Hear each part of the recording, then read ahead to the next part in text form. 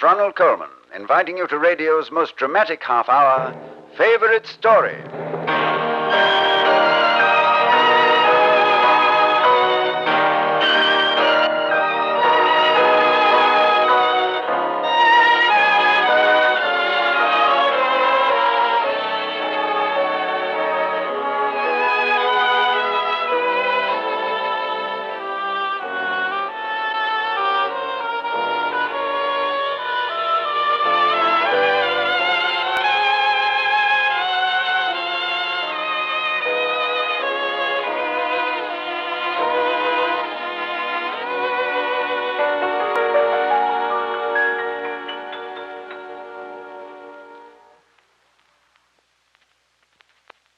Do you remember the line of poetry, "Where are the snows of yesteryear"?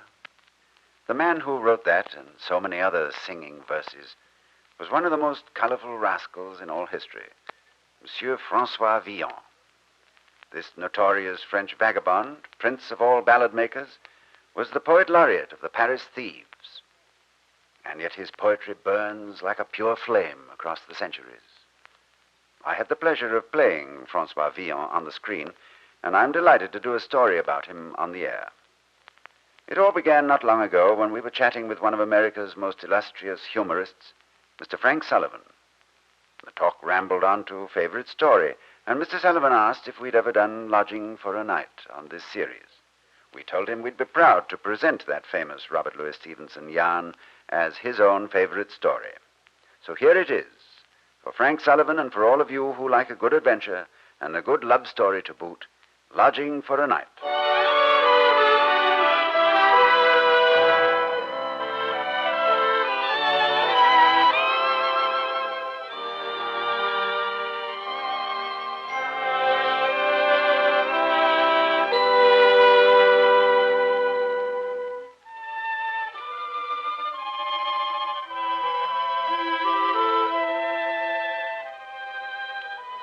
This winter, filled with frosty store, near Christmas, season deathly old, when wolves eat wind and nothing more, and men are held indoors by cold, where hearthstones glowing embers hold the will I won to break away from love's sweet jail, whose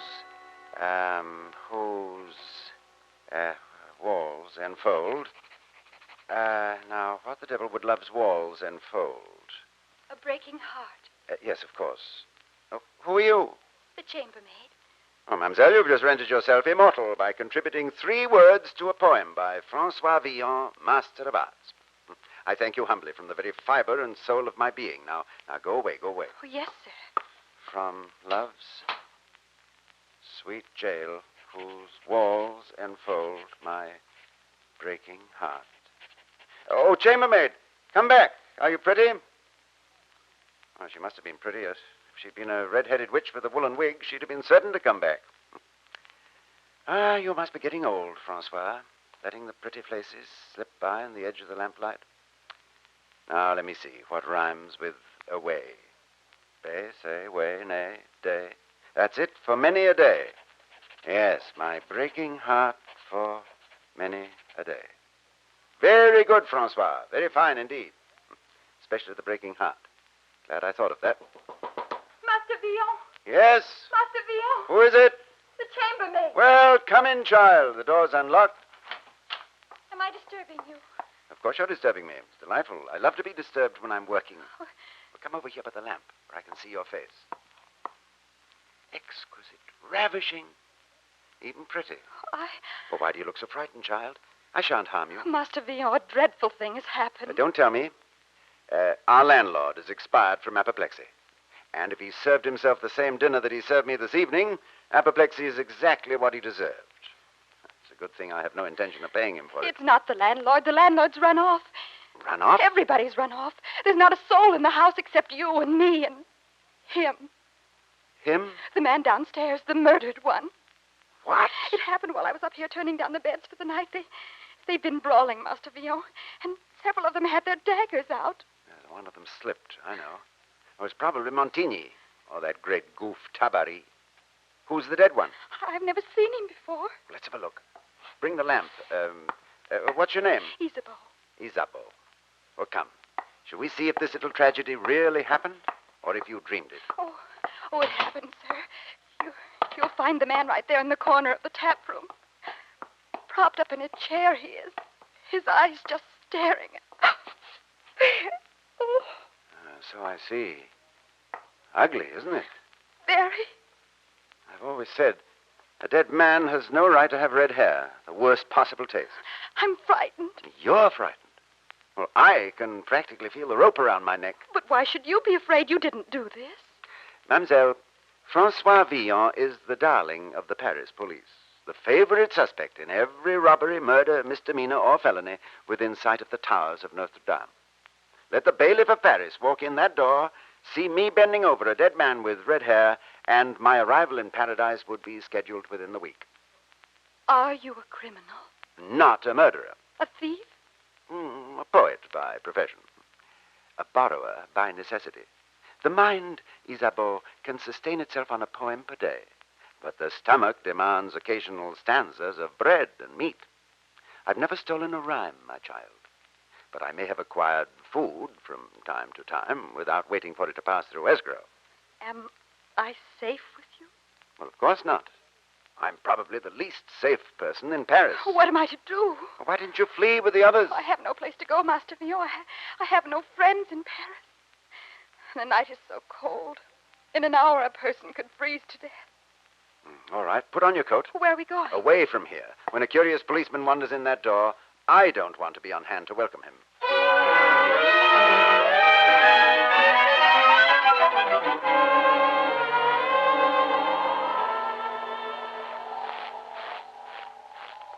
Oh, the luck of Job is with us tonight. That's not good. Well, Job didn't think so. Why did it have to stop snowing? Our footprints leave a trail as clear as if we said to the police, "Follow us, please." But a little soft falling snow would cover our tracks. Here, up this alley. Who is it? Quiet, shh. Police? I don't think so. No, it's probably some madman. No sane person would be out on such a night. Oh, come. We'll walk in his footsteps, Isabeau. That will confuse the official bloodhounds. Is there danger, Master Villon? Real danger? Yes, on 5 counts. Count 1, we have just left the presence of a murdered man. Count 2, Francois Villon, having made 1,000 enemies with his truthful, if somewhat unflattering verses, is ripe to have the murder pinned on him. Count 3, there's a curfew, and we're violating it. The police patrol could arrest us just for being in the streets. The murder charge would come later. Count 4, this night is cold enough to freeze the fires of Hades. If we don't get indoors soon, we may be warming our hands there by daybreak. And count 5, Yes. we're alive. And being alive is a very dangerous state. Oh. The mere act of breathing imposes the danger of not breathing. Sip a bowl of porridge, and you are awakened to the danger of starving without porridge. If it's safety you want, Isabeau, you must avoid living. The only complete safe man is a dead one. I don't like you. You laugh at everything and everyone. You're not a man. You're like ice. Oh, it's just the wind blowing through my soul. I'm afraid. So am I. Forgive me, child. My cynicism, Isabeau, is my armor. And when I most clang my sword upon my shield, that is when I am most afraid. Now, forgive me. There. You like me better now? Much better. Now, what to do? Shall we go to an inn? I've no money. Neither have I. What was that? The gray wolves from the woods of Boulogne. The wind whets their appetites this time of year, and they come into the city to shop for groceries. For groceries? Now, isn't a gray wolf entitled to at least a meal per day? I've seen them snapping at the very gates of the Bastille, so that the prisoners inside were the safest people in Paris. Oh, listen to that fellow. A veritable lion heart of wolves. I hope we shall be spared the distinction of meeting his teeth in the snow. My arms and legs are numb. What about your feet and your fingers? Oh, they feel warm. Oh, then they're freezing. We must get out of here. Out of the cold. There must be somewhere we can go. You know no one in the whole city? I've only come here a few weeks ago from the south. We never have cold like this in Marseille.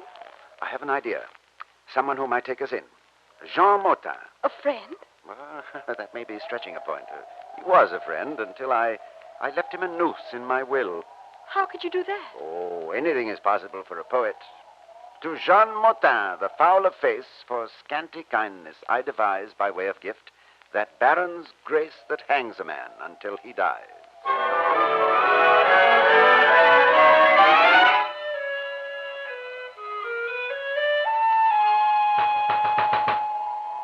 Jean Motin! There's no light in the house. Do you suppose he'll let us in? Oh, he let us in. He's a vain fellow.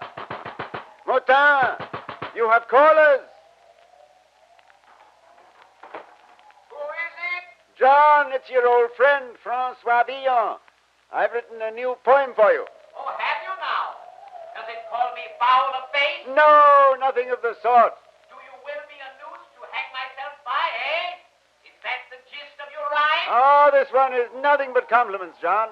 Spare me your compliments, Villon. I want none of them. Or at least let me come inside and write it down. While the rhymes are fresh in my mind, I want to give this poem to you. You won't even have to pay me. No, I want to pay you before you write it. Like this. No! Motin, you villain! For shame, sir, Oh. throwing water at a poor man on a night like this. Oh. I hope he freezes to death. Oh. It's better payment than he deserves for the insults he writes. I beg you, John. We're cold. We've no place to go. Let us come in and warm ourselves. Never. You'll never set foot in my house, Francois Villon. You rascal, villain, foul of face. Oh, that will do no good. Save your strength, Master Villon. Master Villon. Master of what?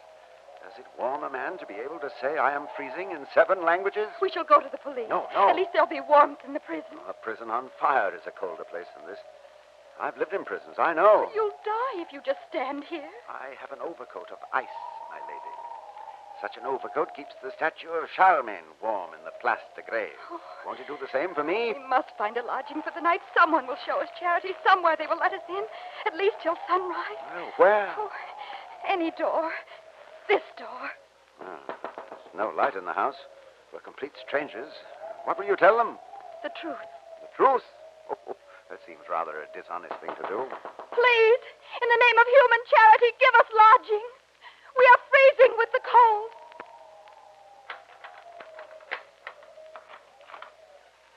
Yes? I beg you, good my lord, take us in. My friend and I are perishing in the wind and the snow, and we cannot go back to the inn where we were staying because there is a murdered man there. And you murdered him? No. We had nothing to do with his death, sir. The place is swarming with police patrols by now. We cannot go back. If you are innocent, what have you to fear?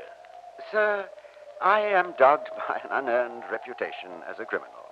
I'm a great poet, but only a petty thief. A master of insult, but an amateur in crime. The authorities consider me, quite unjustly, the greatest rascal in France. And the prefect of the Paris police would probably give half his life to put a noose around my neck. Oh, you see our danger, sir. Will you let us lodge with you until daybreak? I shall be delighted to have you both as my guests. Oh. Won't you come in and warm yourselves by my fire? You're serious? Perfectly. Oh, thank you, sir. You have a kind and generous heart. This is amazing. I must try telling the truth more often. I shall see that you get some dry clothes, and I'll have some hot soup brought in to you. God bless you, sir. We would have died if it were not for your goodness. Permit me to introduce myself. My name is Francois Villon. Yes, I know. Oh, you mean my fame has preceded me? Quite definitely. I am very familiar with your reputation, Master Villon. Well, thank you. Permit me to introduce myself. I am Enguerrand de la Feuillée, Seigneur de Bristou, Bailly de Patatrac, and, incidentally, prefect of the Paris police.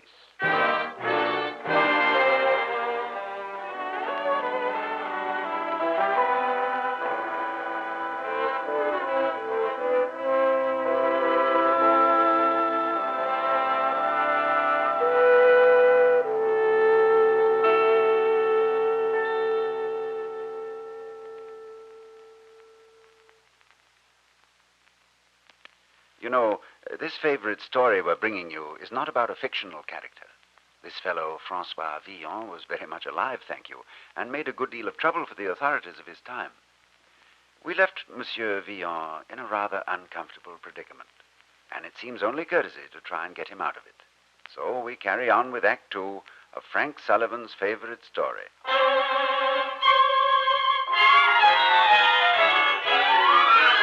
Superb, excellent, magnificent. Is it my fault? Try any door, she says. Any door. Someone will let us in. There are 1,000,000 doors in Paris, counting the suburbs. 1,000,000 doors, but she manages to pick this one. How was I to know? And then tell the truth, she says. Never told the truth. It's dull. Like a musician who composes his theme and makes no variations on it. And she picks the one man to whom the truth about Francois Villon should never be told. Our generous host, the prefect of police. Tell the truth, she says. Oh, stop talking about me as if I weren't here. As if I were a marble statue or something. Yeah, I wish you were a marble statue.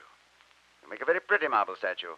At least a marble statue would never have me wake up a man who was dreaming of hanging me. Oh, he doesn't seem such a bad person.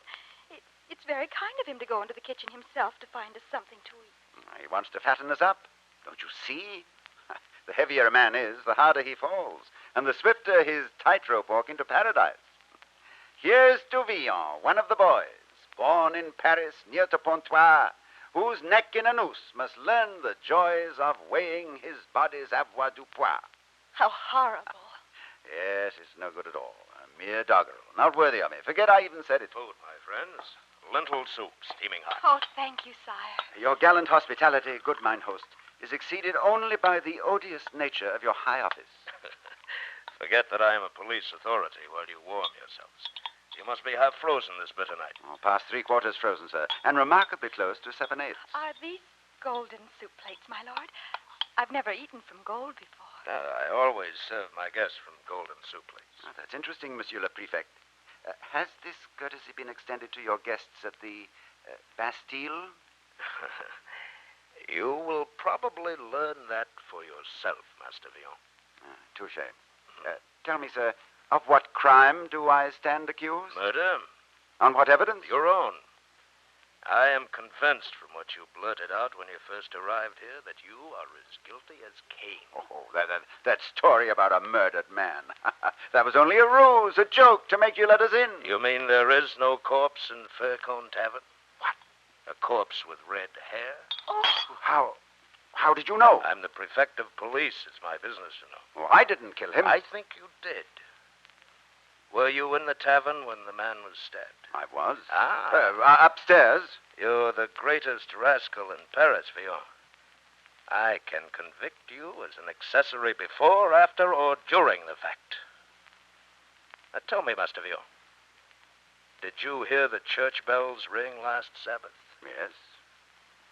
I hope you can remember the sound, for it must last you throughout eternity. Oh, Monsieur le Prefect, hear me. I am guilty of many crimes. Accuse me of larceny, the polite name for thieving, or accuse me of libel and slander, the impolite name for truth when it doesn't suit you. But I beg you, sir, not murder. I have not committed murder. You both stand accused of the murder at Faircone Tavern. Both of us? Oh, now, not this young woman, my lord. I can vouch for her innocence. You'd vouch for the innocence of Satan himself. But this is a simple child from the country. Child, tell him how simple you are. Oh, I'm very simple. Now, I ask you, sir, how could anyone who admits being simple ever commit such a crime? Look at that face, Monsieur le Prefect. Surely your long training as a police officer must convince you that this sweet young face could never have prompted a murder. Master Villon, would you care for more soup? Why not? A condemned man ate a hearty supper. I may not have been born with a silver spoon in my mouth, but at least I can die with a gold one. Tell me, Master Villon, what do you suppose it will be like to die? Monsieur le Prefect, why don't you go ahead of me and find out? Why should you hear the church bells next Sabbath while I listen to the grass growing above my head? You deserve to live more than I do. Do I? No, by heaven, you're as guilty of murder as I. You call me a murderer? Oh, didn't you fight in the siege of Orleans. By the very side of our Saint Jean d'Arc. And you killed many an Englishman. 20 died by my sword in a single day. Is the blood spilled any the less red? Is the journey to paradise any shorter from the battlefield than it is from the Paris gutter? I suppose you think me a thief, too. You are a thief. Master Villon, pray do not insult him. You'll only make matters worse. Let him continue, mademoiselle. He is proving his right to live is as good as mine. Very well, monsieur. How am I a thief? Milord, when you are soldiering, how do you get your supper? Why, from the good people of the countryside. They supply me at my nights. Without pay? Without pay. On penalty of death? That is the law. Milord, suppose we are both foraging through the countryside. You in the name of God and country, I in the name of God and Francois Villon. We are both hungry. A baker gives you bread because you can hang him for refusing.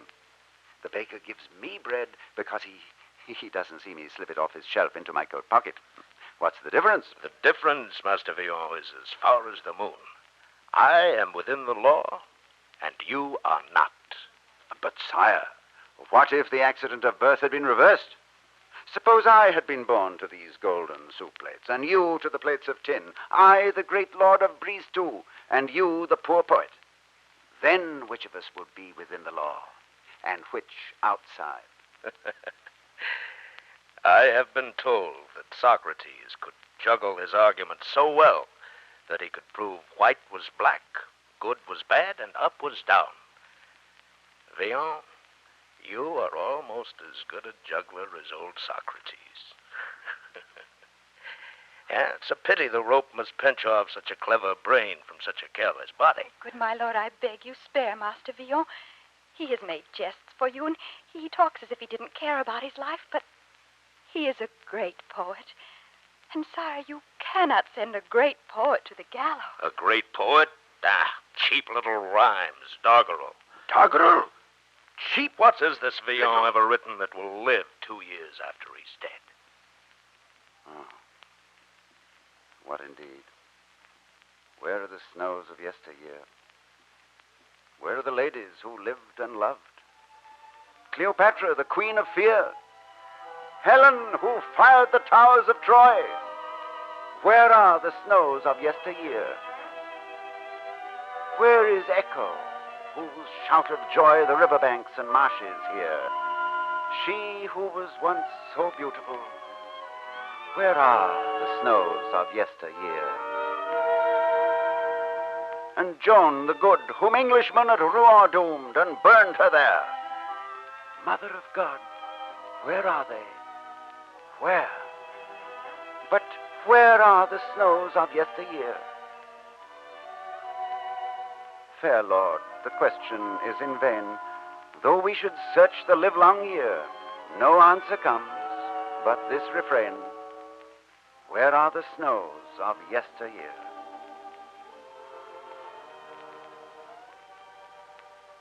I ask you, sir, can you hang a man who writes poetry like that?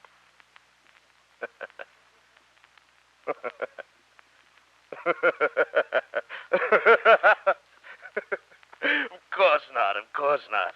I can't hang you. I couldn't hang you if I wanted to. You couldn't? No. 10 minutes before you knocked at my door, one of my police patrols reported that they'd found the murderer from the Fur Cone Tavern. Found?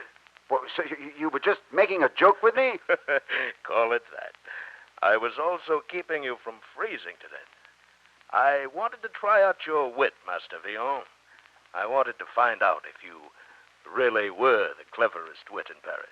And now you know that I am, No. I think that you are a very foolish man. Anyone who speaks as you do and writes such poetry should hold a seat of honor. Why should you live with one foot in the gutter? Next time you might not get off so easily. Why not try being honest? You're right, my lord. Perfectly right. Oh, I'm happy to hear you say that. Let this night be a turning point in your life, Villon. It will. It will, I promise you. You are perfectly free to go. This is an amazing world, my good prefect. One short night's lodging, and my entire character has been changed. Ah, see? The sun is beginning to rise and warm the earth. My friends, it shines on a new Francois Villon, an honest Francois Villon. Bless you, Villon. You have seen the light. And I owe it all to you. Goodbye, Monsieur le Prefect. Goodbye. Farewell. Bless you both. Good morning, Isabeau. Good morning, Francois. The sun is warm and the air is free, and so are we. Oh, Francois, I'm so proud of you. We came off rather well, didn't we? And I'll wager the old boy hasn't even missed it. Missed what? This. Oh, why did you do it? Well, you never can tell when we might need a golden soup plate.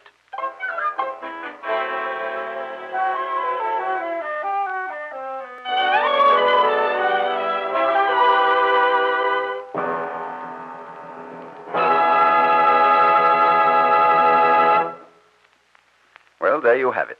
Another favorite story. Another drama based on the great writings of the world's great writers and chosen by famous contemporary personalities. Incidentally, we are aware that there was no love interest in Mr. Stevenson's original manuscript.